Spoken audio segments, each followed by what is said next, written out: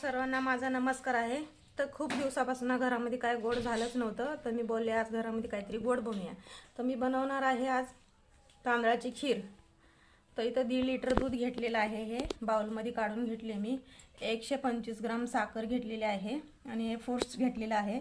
हे बदाम आहे, ह्याला असं कट करून घेतलेलं आहे। हे काजू घेतलेलं आहे, चारोळे घेतलेले आहेत, पिस्ता घेतलेला आहे, हे 6 विलायची घेतलेली आहे हिरवी, आणि हे चमच्यानी 4 चमचे इंद्रायणी तांदूळ घेतलेले आहेत मी, आणि ह्याला 1 तास भिजत ठेवले होते मी। चालू केलेलं आहे, कढई ठेवले।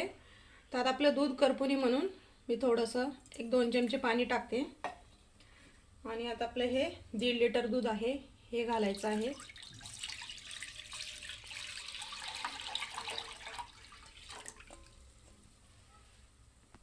तर दूध इथं तापलेलं आहे, आता हे तांदूळ हे घालायचे आहेत।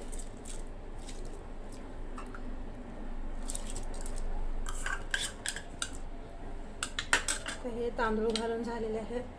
आता हे सारखं आता आपल्याला हे खाली वरी करत राहायचं आहे, नाहीतर काय हे तांदूळ ना खाली बुडाला लागतील आणि करपून जाईल ते। तर त्यासाठी असं हलवत राहायचं सारखं ह्याला।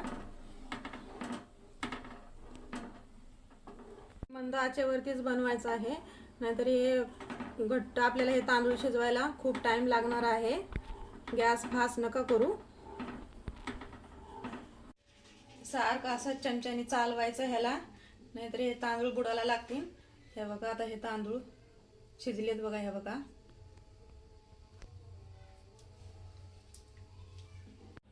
तर खिरीला घट सरपणा आलेला आहे, हे बघू शकता, हे बघा। आता तांदूळ पण शिजलेले आहे त्याच्यामधले, हे बघा शिजून तयार आहे। तर आता हे साखर घालूया।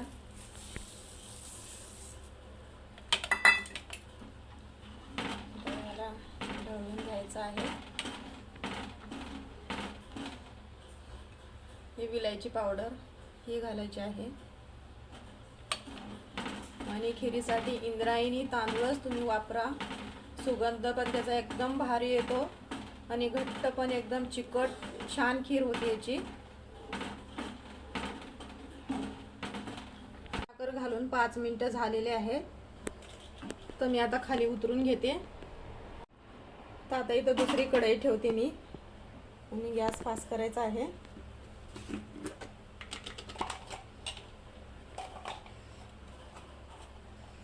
आणि त्याच्यामध्ये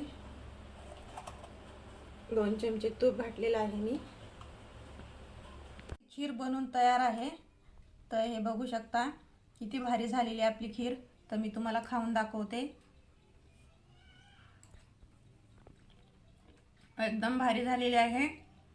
तर ही रेसिपी आवडली असेल तर लाईक करा, शेअर करा आणि सबस्क्राईब करायला विसरू नका।